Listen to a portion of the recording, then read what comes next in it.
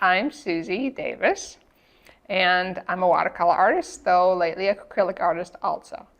I've been an artist my whole life. I grew up in Germany, and when I was in first grade, we got graded pretty strictly on our artwork. And a lot of the kids couldn't do art, so they'd give me their art projects to do when I would do their math projects instead. So I've always done art. I have 3 kids, and when my youngest got to be in 5th grade, I started to watercolor again. I was a graphic artist before that.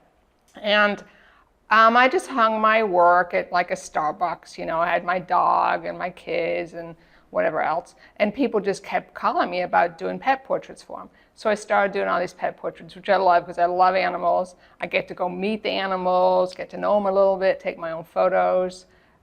This cat right here was a very shy cat. I had to actually crawl underneath the house to take her photo. But I think it turned out pretty well anyway. Anyway, so that led to someone found me, and she was writing a children's book on a dog, and she needed an illustrator. So she interviewed me, she interviewed several other people, and I did some mock illustrations, and this is the one I submitted to her because it was about a bulldog. And she picked me, and I got to do this book. And since then, I think I've done 4 books, so the 2 of them have been published, so the other 2 are still waiting to be published, which is fun.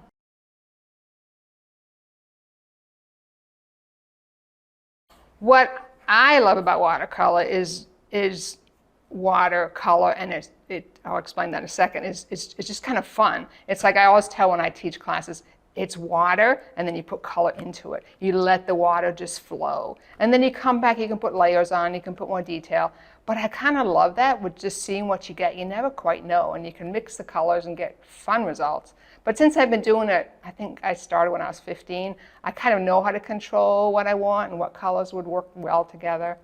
So I think a lot of people get intimidated by that, but if they can just say, it's for fun, let's see what happens, and then the results are usually amazing.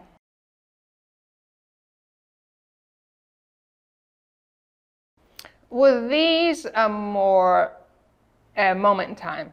You know, it's like this is my pet doing when he's little or when he's a pup or when he's old, you know, and that's just that moment. If they're a puppy or an old, you know, a person, or even people send me the photos of their deceased dog, you know, and then you bring whatever the memory they want to bring out. Whereas my storytelling in the books it's you know, it's a whole story of the time. And the challenge with that is to have this pet look similar on every single page. So that's kind of been fun. And this story, this first story, it's kind of, the 2 dog stories are kind of sad because they're geared towards kids who have been abused or who kids have been neglected. And it's through the dog's mind because he's been, you know, ignored or neglected. And so it's kind of, I love that the fact that these stories are to really help kids who are struggling.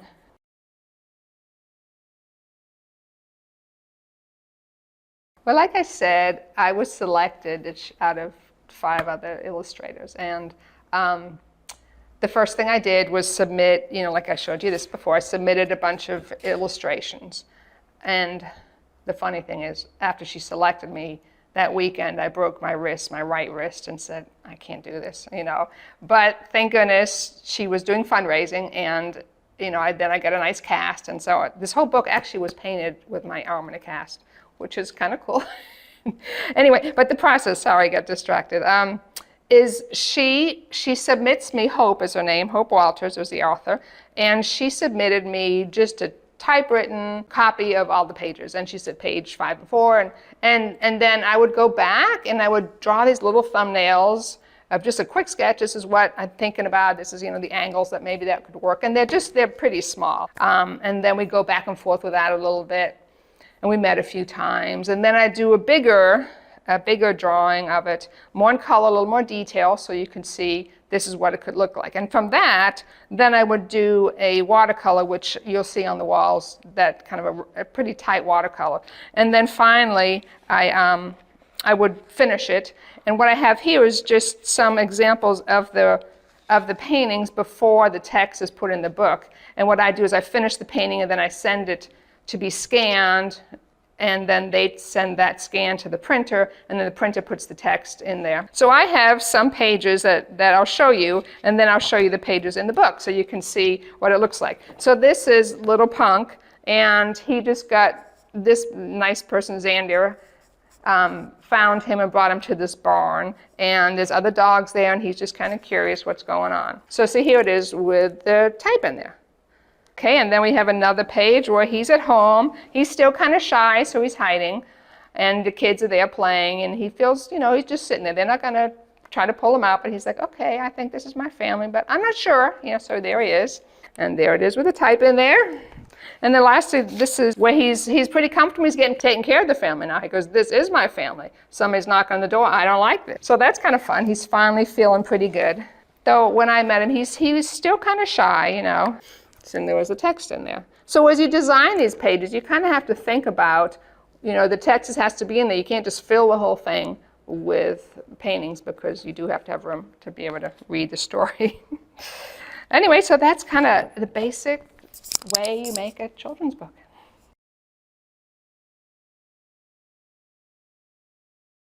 Art's just awesome. I think art is, it's almost, especially in today's world, it's such a meditative thing to me.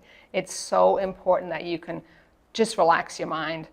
You know, a lot of times my mind's going crazy. I feel so stressed. And as soon as I sit down, start painting, even thinking about painting, I kind of relax. And I see that when I teach young people. I see that when I teach old people. I had this woman I taught. She was in her 80s, and her children had just taken to this retirement center, and she wasn't very happy. But she came to my class, and her daughter told me she used to paint.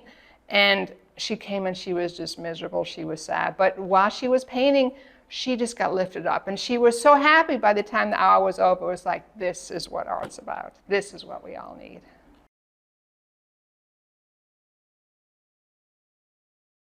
My parents have always supported me in my art, and when we lived, after Germany, we went to live in France, and my mother, who knew I loved to paint, she found this artist who had her studio up in this little attic. And so I think I was about 10, and I would take classes from this woman up in the attic. So thanks, Mom and Dad.